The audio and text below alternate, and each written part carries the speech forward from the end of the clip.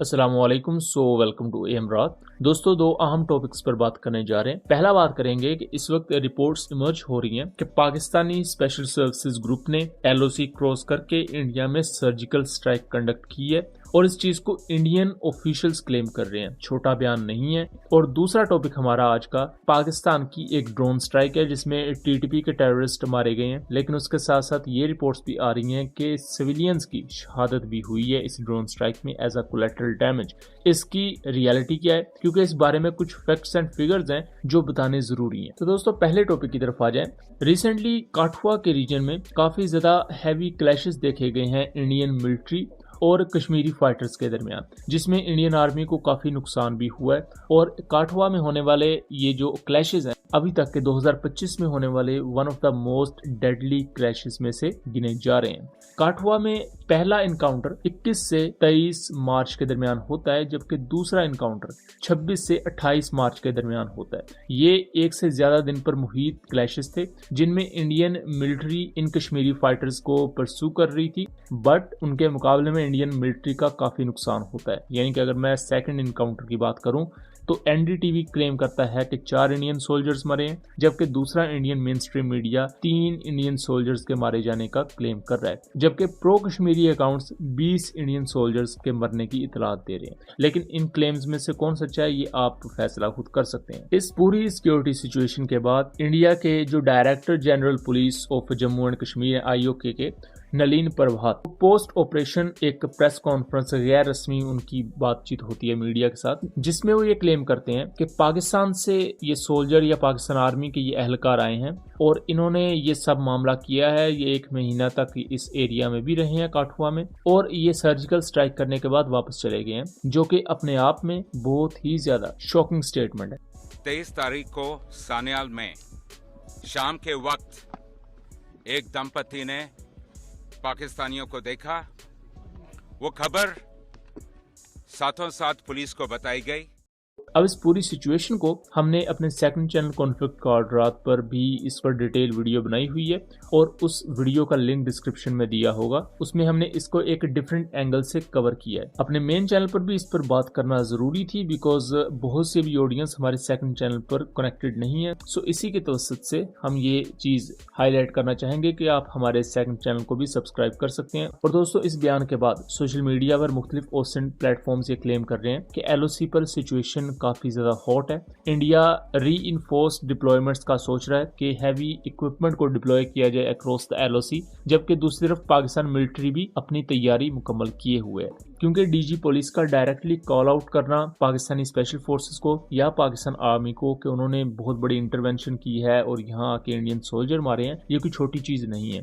But اگر اس کا pattern دیکھا جائے تو یہ کہیں نہ کہیں ماضی میں انڈیا میں ہونے والے جو self made false flag operations ہیں ان کی طرح ہی لگ رہا ہے۔ اور یہ کوئی بات ہم نہیں کہہ رہے کہ یہ فالس فلیگ ہے، بلکہ اس سے پہلے ادھیر رنجن چودھری جو کہ خود انڈیا کے ایک پولیٹیشین ہیں، اس سے پہلے ستیا رام ملک جو کہ بی جے پی کا ہی پارٹ ہیں، انہوں نے بھی خود مانا ہوا ہے کہ 14 فروری 2019 کو جو پلوامہ اٹیک ہوا تھا وہ کہیں نہ کہیں فالس فلیگ تھا اور اس میں ریالٹی نہیں تھی۔ اس کا صرف ایک مقصد تھا کہ انڈین گورنمنٹ الیکشن جیت جائے اور اس کے ساتھ ساتھ انڈیا کے لوگوں کو یہ بتا دیا جائے کہ دیکھیں ہم نے پاکستان کے خلاف یہ پرٹیکولر کائنیٹک آپریشن کیا ہے۔ لیکن پلوامہ اٹیک کے بعد بھی انڈیا نے پھر جو بالا کوٹ کا اٹیک کیا پاکستان میں، اس کے بعد پاکستان نے کافی منہ توڑ جواب دیا تھا۔ انڈیا کے 2 ایئر کرافٹ شوٹ ڈاؤن ہوئے، اس کے ساتھ ساتھ اسی دوران ایل او سی پر بھی جو کلیشز ہو رہے تھے اس میں بھی کافی انڈین سولجرز کو اپنی جان گوانی پڑی تھی۔ اب دوبارہ سے وہی غیر ذمہ دارانہ بیان ہمارے سامنے آ رہے ہیں، جہاں انڈین آرمی اپنی اس پوری سچویشن کو کلیئر کرنے کے بجائے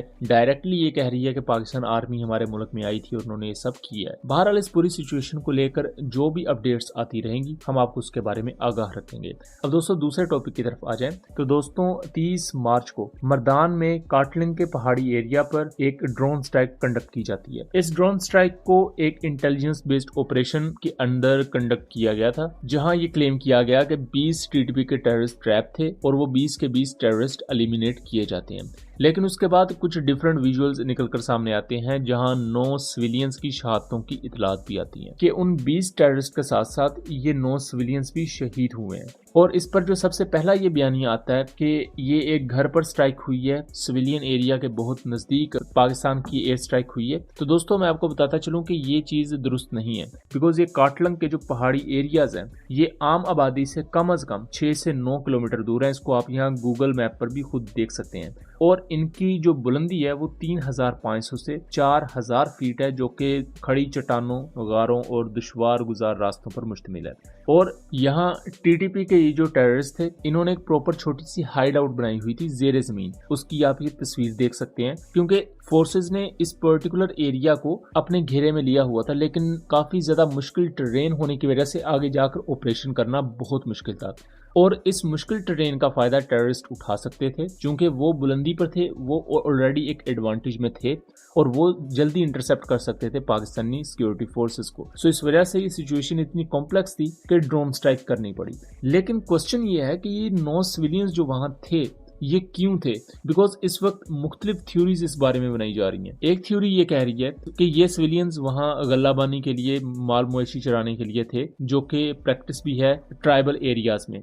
तो वहां ये भी अनफॉर्चुनेटली इस पूरी स्ट्राइक का निशाना बन गए। लेकिन दूसरा एक स्कूल ऑफ थॉट जो इस चीज को क्लेम कर रहा है कि ये जो 9 लोग थे ये टीटीपी की ही बेसिकली फैमिली थी, जो कि अनफॉर्चुनेटली इस पूरे मामले में निशाना बनी। लेकिन असलियत क्या है उसके बारे में हम अभी तक कुछ भी क्लियरली नहीं कह सकते।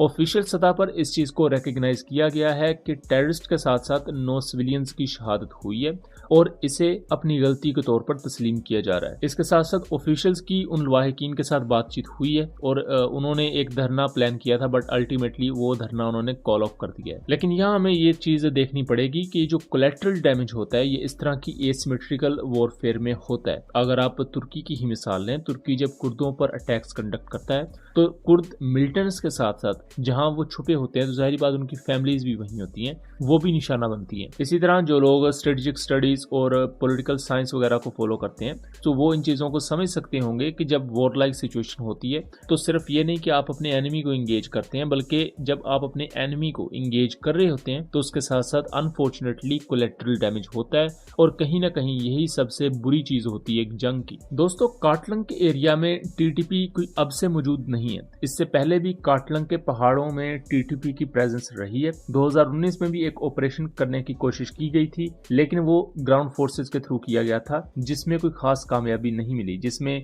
मेजर समेत 3 सोल्जर्स जख्मी हुए थे। इसके बाद 27 फरवरी 2024 को पुलिस के एक ऑपरेशन में एसएसपी एजाज खान शहीद हुए थे और 3 सोल्जर्स भी जख्मी हुए थे। और उस वक्त काटलंग में दहशतगर्द टीटीपी का जो कमांडर है मोहसिन कादर वो शामिल था, जिस पर 7 मिलियन का इनाम है, जो कि इस ऑपरेशन में मारा भी गया। बट बहुत ही ज्यादा कॉम्प्लेक्स ट्रेन होने की वजह से पाकिस्तानी जो सिक्योरिटी फोर्सेज हैं उनको भी काफी नुकसान उठाना पड़ा। और इसी एरिया में अब दोबारा से हमारे सामने उसकी हाइड आउट है कि किस तरह जेरे जमीन वो छुपे हुए थे। ऐसी सिचुएशन में ग्राउंड ऑपरेशन करना काफी मुश्किल रहता है और उल्टा आप ही डिसएडवांटेज में चले जाते हैं। और ये जो 20 टेररिस्ट मरे हैं इनके बारे में इतला आता है कि इन्होंने ईद के मौका पर सुसाइड बॉम्बिंग या आईडी ब्लास्ट कंडक्ट करने थे। तो अगर इनको अब ना रोका जाता तो इसके बाद जो कैजुअलिटीज होनी थी वो इससे कई गुना ज्यादा होनी थी, जो कि इससे पहले भी हम बलोचिस्तान और केपीके में होने वाले बड़े अटैक्स में देख चुके हैं कि मसाजिद तक को हिट किया जाता है, मार्केट्स तक को हिट किया जाता है, दरगाहों तक को हिट किया जाता है जहां आम मासूम सिविलियंस होते हैं। सो दोस्तों उम्मीद करता हूँ चीजें क्लियर रही होंगी। वीडियो पसंद आई हो तो इसे ज्यादा से ज्यादा शेयर कीजिएगा ताकि इस तरह की मजीद इन्फॉर्मेटिव वीडियोस हम आपके लिए लेकर आ सकें। मिलेंगे अगली वीडियो में, तब तक के लिए अल्लाह हाफिज।